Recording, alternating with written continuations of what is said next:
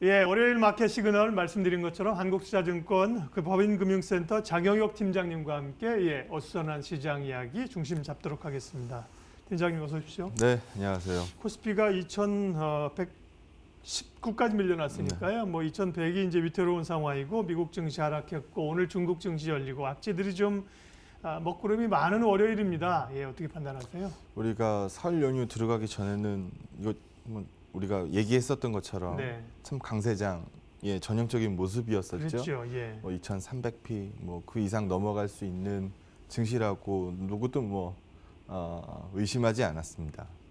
근데 이제 돌발 변수가 발생을 한 거고 그 어느 누구도 우한폐렴에 대해서 요 시점에 딱 터질 겁니다라고 얘기할 수 있는 사람이 없었겠죠. 네, 그래서 돌발 변수라고 보는 게 맞을 것 같습니다. 돌발 변수는 준비 못했던 악재이기 때문에 빠지는 게 맞습니다. 하지만 우리가 공개되고 난 호재는 더 이상 호재가 아닌 법이고 선반영에서 녹여낼 만큼 녹여낸 악재는 추가적인 악재로서의 영향력이 제한된다라는 점을 감안해서 볼 필요가 있고요. 과거에서 찾는 힌트를 몇 가지 좀 말씀을 드리려고 합니다. 일단 첫 번째, 우리가 사스 때도 있었고 메르스 때도 있었고 지나고 나서 보면 다 어땠어요? 지나고 나서 보면 그래 그때는 쌌어. 네. 그때가 기회였어. 그 당시에는 괴로웠지만 지나고 나서 보니까 그때가 기회였어. 우리 모두 다 인정하고 있는 바입니다. 그러면 이번에는 다를까요? 이번에도 마찬가지일 텐데 이게 지난번에 이라크 사태라든지 요런 부분들 그러니까 단발적으로 찍히고 올라갈 수 있는 이슈들이 아니고 지리하게 끌어왔었던 미중 무역 전쟁만큼 길게 끌고 가지 않겠습니다만 시간이 좀 필요한 이슈라는 점에서는 좀 부담감을 안고 있는 거죠. 근데 우리가 이제 과거에서 비교를 한번 해본다라고 하면 이게 03년도에 사스 때하고 비교를 해보면 중국의 경제 영향력이 그 당시보다 한 4배 정도 올라왔다라고 합니다. 지금 전 세계 GDP의 17%가 중국 데이터인데요. 그러면은 이번에 요 신종 코로나 바이러스로 인한 경제 피해액이 얼마나 될 거냐? 한 1,600억 달러 정도 된다라고 합니다. 우리나라 돈으로 따지면은 한 190조 정도 되겠죠. 그래서 작지 않은 충격이 발생될 거고 본거지 중국이 일단 1분기 성장률 지금 4.5 부르고 있는 상황. 이거 블룸버그가 부른 거니까.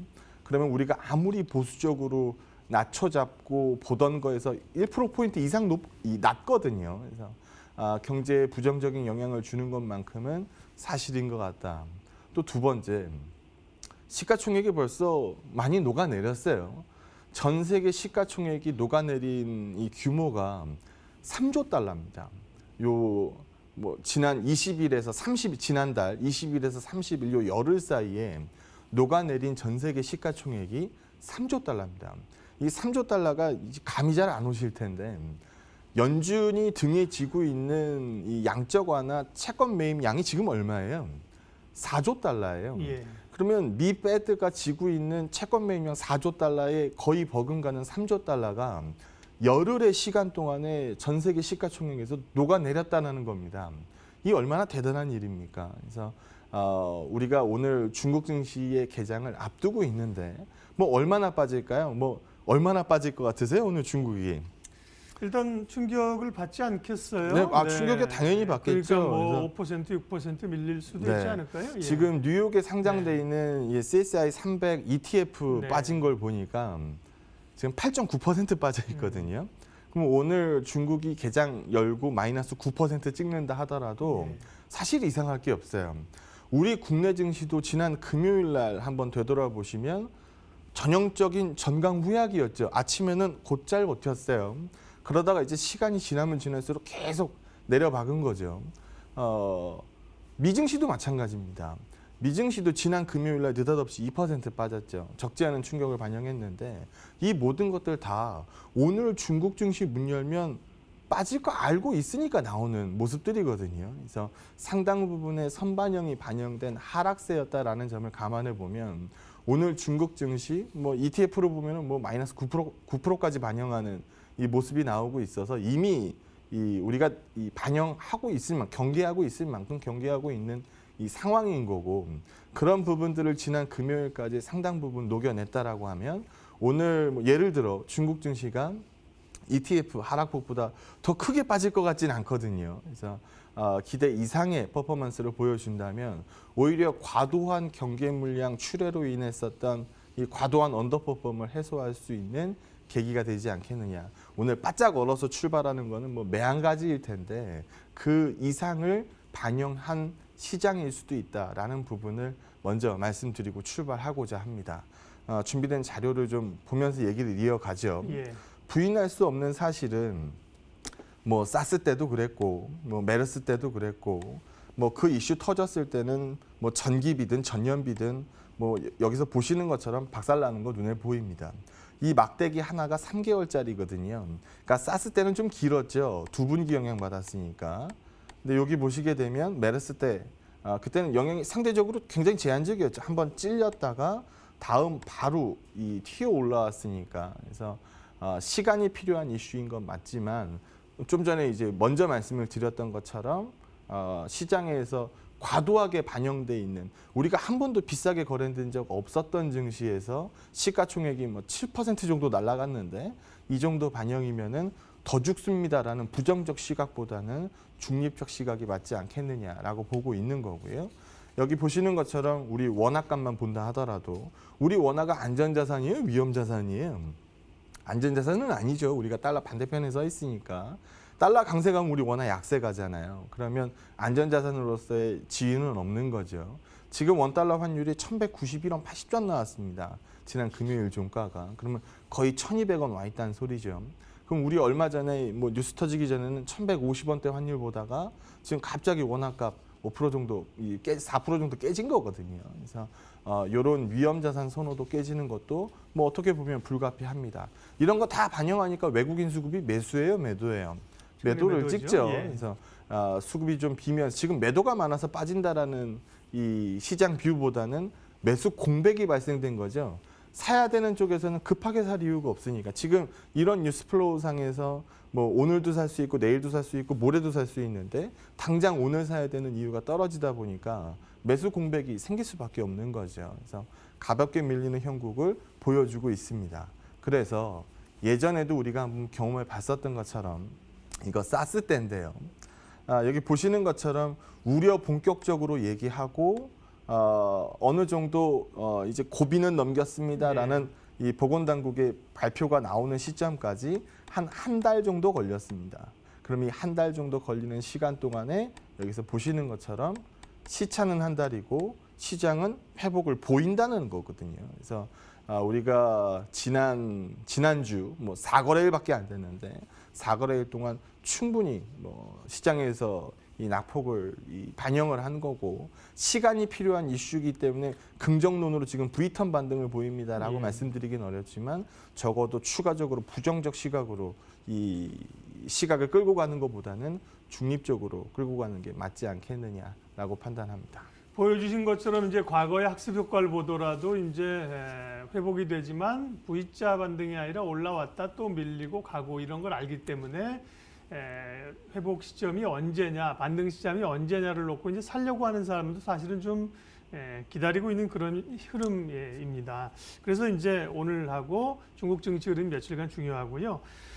그러면 어쨌든 시간이 뭐 한 달이냐, 혹은 이제 뭐 2달, 3달이냐의 차이지만 시간이 지나고 나면 이런 감염병들은 추세를 거스르지 못했다. 그럼요. 네. 예, 그러면 이 문제가 어느 정도 거치고 나면 시장에서는 또 뭘 다시 주목하게 해야 될까요? 제가 지난 연말서부터 아마 저만큼 강세론 부르짖은 사람도 없었을 네. 것 같은데 제가 작년 연말에도 엄청난 강세론자였으니까 근데 느닷없이 이 뉴스 딱 터지고 나니까 시장에서 이제 꼬리 내리는 얘기들이 많이 나옵니다. 마치 뭐 우한 폐렴이 터질 거 알았다는 것처럼 거봐 내가 뭐라 그랬냐라고 얘기하는 시각들이 나오기 시작을 했죠. 근데 저는 그런 시각으로 보진 않습니다. 그 이유들을 말씀을 드릴 건데 여기 한번 보시면 우리 대한민국 코스피가요. 2019년도 전 세계 증시에서 몇 등 정도 했을 것 같아요? 상위권에 있을까요? 하위권에 있을까요? 상위권에 안 들어갔겠죠. 네, 예. 하위권입니다. 예. 뭐 코스닥 같은 경우에는 오히려 2019년도에 로스를 찍었으니까 네. 연간 상승률이 로스를 찍었다는 얘기예요. 마이너스 기록했다는 거죠. 그래서 어떻게 보면 전 세계 글로벌 증시, 그러니까 미 나스닥이 30% 넘게 올라갈 때 코스닥은 로스를 찍었습니다. 그럼 어떻게 보면 이것만큼 이 수익률 격차 벌어져 있는 대표적으로 싼 증시도 없다라는 거죠. 그리고 우리가 뭐 얼마까지 갈 겁니다라고 얘기할 때는 대부분 뭐 봐요? PER 값 보죠. 근데 우리가 이 정도 밑으로는 안 빠질 겁니다라고 할 때는 항상 뭐 봐요? PBR 값 보죠. 보거든요. 그러다 보니까 시장에서 많은 투자자분들이 요거 얘기합니다. 지금 금융위기 때도 뭐 0.8배는 지켰어. 0.8배까지 떨어지면은 뭐 한 1900p 정도 될 거야. 그러니까 2000p가 뭐 깨질 수도 있어. 뭐 이런 얘기들 많이들 하죠. 근데 이거는 정말 금융위기 버금가는 이 리스크 때나 할 수 있는 얘기고, 전염병 터져가지고 이 시스템 리스크를 만들어낸다? 이거는 좀 이 과도한 경계가 아닐까 싶습니다. 그래서 우리가 중간값으로 뭐 놀고 있는 거고, 과거 트레일링 PBR 나오고 있는 건데요. 여기 보시는 것처럼 1배선 밑에 있는 시점보다 이게 1배선이거든요. 요것들이 PBR 값 1배선 밑에 있는 시점이 많아요? 위에 있는 시점이 많아요? 대부분 위에 있죠. 대부분 예. 위에 있습니다. 밑에 굵은 선은 뭐예요, 그러면? 이 굵은 선은 이제 0.8배선이고요. 0.8배고, 네. 요 얇은 선은 1배선인 1배고, 거고요. 예. 그래서 대부분 보면 1배선 위에 있습니다. 그럼 우리가 지금 PBR 값 1배선 트레일링이긴 합니다만, 포워드 값이긴 합니다만, 1배선 끌고 오면 한 2,500p 나오거든요. 그래서 우리 지금 뭐 2,000p 초반으로 내려가면 내려갈수록 우리가 이 정도는 갈 수 있다라고 얘기하는 지수대하고 점점 이 폭이 벌어지기 때문에 이 우리 간염병 처음 보는 거 아니기 때문에 곧 이 방향을 잡습니다라는 의견 쪽으로 말씀드리는 게 맞을 것 같고요. 제가 또 대표적으로 얘기 많이 한 게 주가는 이익이 함수입니다. 이익이 올라가면 주가가 올라가는 거고 이익이 빠지면 주가가 빠지기 마련입니다. 그러면 작년 대비해서 올해 어닝이 늘어나냐 줄어드냐. 저는 늘어나는 부분에 대해서 말씀 많이 그렇겠죠. 드리고 있는데요. 그래서 작년보다 어닝이 줄진 않을 것 같습니다. 물론 지금 이 돌발 변수가 터져서 이게 장기화되면은 리스크가 생길 수 있죠. 근데 지금 아직까지 거기까지 생각을 안 한다라고 한다면 지금 우리가 보고 있는 이 어닝 예측치보다 상승폭이 좀 줄어들 수는 있어도 로스로 가진 않을 겁니다. 그래서 이런 부분들도 반영할 수 있는 시장이라고 보고 있고요. 또 하나, 지난 한 1년 수익률 한번 보고 3년 수익률이 까만색이고요. 1년 수익률이 오렌지색입니다. 여기 한번 글씨가 작아서 안 보이실 텐데 여기 보시게 되면 요 네모칸 쳐놓은 게 예. 코스피거든요. 예. 그럼 코스피 대비해서 1년 수익률이든 3년 수익률이든 아웃퍼폼이 많아요? 언더퍼폼이 많아요? 언더퍼폼이 훨씬 많죠. 코스피보다도 못 올라간 업종들이 대부분이라는 거예요. 이 앞에 있는 건 뭐냐? 봤더니 뭐 서비스업은요, 뭐 네이버, NC소프트 이런 거 다 들어가 있어요. 요즘 네이버, NC소프트 주가 좋은 거예요? 다들 아실 거고요. 전기전자, 뭐 다들 알고 계신 것처럼 삼성전자, SK하이닉스입니다. 삼성전자만 뚝 떼놓고 보면 이만큼 올라와 있어요. 그러니까 1년 수익률, 뭐 3년 수익률, 슈퍼 퍼포먼스라는 거죠. 그러면 뒤집어서 얘기하면 시장 대비해서 슈퍼 퍼포먼스를 낸 종목이 삼성전자 외 몇 개 안 된다라는 거예요. 근데 요즘 많이 접하셨겠습니다만 지금은 어떻게 하고 있어요? 이 룰 자체가 매년 6월, 12월 선물 만기일 다음 날 이 캡을 적용하고 있죠. 이거 바꾼다 그러잖아요. 그래서 매 분기 또는 뭐 매월 이 만기일 다음 날 캡 조정 얘기가 나옵니다. 30% 이상 들어가면은 캡을 일부러 이제 이 종목을 빼야 되는 상황인데 이게 반기에 한번 돌아오다가 이제 매월 돌아올 가능성도 뭐 매월까지는 좀 오버일 것 같고 뭐 분기 정도로 돌아올 것 같아요. 그럼 삼성전자 독주도 어느 정도 분산된다는 얘기거든요. 그럼 여기 보시는 것처럼 언더퍼폼 때린 이 수많은 업종 중에서 좋은 기업들 충분히 찾을 수 있을 거고 지금이야 센티가 죽었으니까 이런 부분들 얘기 안 하겠지만 과도한 하락이었다라고 인정하고 난 다음에는 곤란한 종목들 많을 거라고 봅니다. 그리고 무엇보다 연준에 맞서지 마라 라는 코멘트를 다시 한번 기억해 볼 필요가 있는 게 지금 여기 보시는 것처럼 지금 테이퍼링 이 타이트닝이죠. 시장에서 돈을 빨아들이는. 타이트닝 시작하기 전에 연준의 대차 대조표는 4.5조 달러입니다. 근데 지금 여기 보시는 것처럼 한 4조 조금 넘게 올라와 있거든요. 그러면 매월 지금 한 1,000억 달러 정도씩 늘고 있던데, 그럼 차이가 한 3천억 달러 정도 되거든요. 매월 1,000억 달러씩 올라와요. 그러면 이 전고점, 연준의 대차 대조표 전고점을 넘어설까 말까는 충분히 고민할 수 있는 시점입니다. 그러다 보니까 이번 연준에서는 적어도 언제까지? 4월까지는 유지한다는 얘기가 아구가 딱 맞아 들어가잖아요. 기존의 연준 이 대차 대조표 모가지까지는 이제 이 전고점까지는 채권 매입량을 늘리겠다는 거예요. 그 이상 확대하기는 어렵겠죠. 그 이상 그렇죠. 확대하려면 이거는 연준도 뭔가. 리스크를 져야 되는 그렇죠. 거죠. 예. 그래서 적어도 4월까지는 연준의 기조가 유지된다라는 점을 감안해 보면 예. 지금 뭐 전염병 터졌으니까 꺾어내립시다. 이 얘기보다는 상당 부분 이만큼 반영했으면 이 뉴스 아니었으면 우리가 이만큼 가 있을 텐데 뭐 우발적인 이런 이슈로 인해서 낮게 형성됐다라고 한다면 또 다른 기회가 되지 않겠느냐. 이런 시각적으로 끌고 가는 게 맞다라고 보고 있고요. 뭐 우리가 얘기 많이 했었던 게 뭐 반도체도 있고 특히 우리 전기차 2차 전지 얘기는 제가 올해 들어와가지고 굉장히 이제 말씀 많이 드렸던 것 같은데 그 기조가 전염병 기조로 인해서 갑자기 부러지지 않거든요. 그래서 그런 부분들을 증시에 좀 센티가 죽었으니까 지금 뭐 너나 할 거 없이 빠지는 시장인데 과도한 하락이다라고 인지되는 시점 이후서부터는 다시 한번 기존의 뷰를 끌고 갈 필요가 있다라고 판단합니다. 물론 이제 오늘 중국 증시 하루 하락하고 내일부터 전 세계 증시가 다 같이 이제 악재 해소하고 오른다는 아니지만 시간이 걸리지만 어쨌든 해결되고 나서의 그림들을 투자자들은 그려야 된다. 상승 추세에 변화가 없다. 저평가된 한국 증시 이익이 늘어날 것이고 연준의 유동성. 다만 말씀하신 이제 삼성전자의 그 독주의 제동이 걸릴 것이라는 거에 대해서는 조금 이제 그래도 결국은 삼성전자가 시장을 주도하지 않겠냐라고 생각하는데 주도 못한다는 것보다는 다른 섹터들도 좀 키맞추기를 할 수 있다 이런 그렇죠. 시각이신 거죠. 네네네. 독주의 분산이라고 보면 이게 부러져서 시장이 꺾인다라는 게 아니고 워낙 독주했었던 쪽에서의 매기가 좀 분산된다라는 쪽으로 긍정적 해석이 가능합니다. 예. 자, 어쨌든 간에 뭐 지금은 누차례 몇 차례 좀 반복이 됩니다만 어려운 과정들을 지나고 있는 또 오늘 월요일입니다. 말씀하신 거 오늘 장 전략 한마디 정리해 주십시오. 네.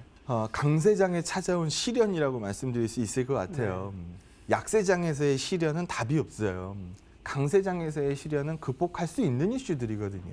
우리 이제까지 그런 케이스들 한 번도 못 본 거 아니잖아요. 여러 번 봤습니다. 그래서 학습 효과를 말씀드리고 싶고요. 그때마다 항상 우리는 이겨냈습니다. 지금 뉴스플로우 굉장히 복잡하게 나오고 있지만 강세장에 찾아온 시련 이 정도는 이겨낼 수 있다. 기존의 뷰에서 크게 벗어나지 않도록 하겠습니다. 예, 마켓 시그널 한국투자증권 법인금융센터 장영혁 팀장님과 함께 월요일 또 이제 2월이 시작되지 않았습니까? 흐름들 예측해 봤습니다. 고맙습니다. 네, 고맙습니다.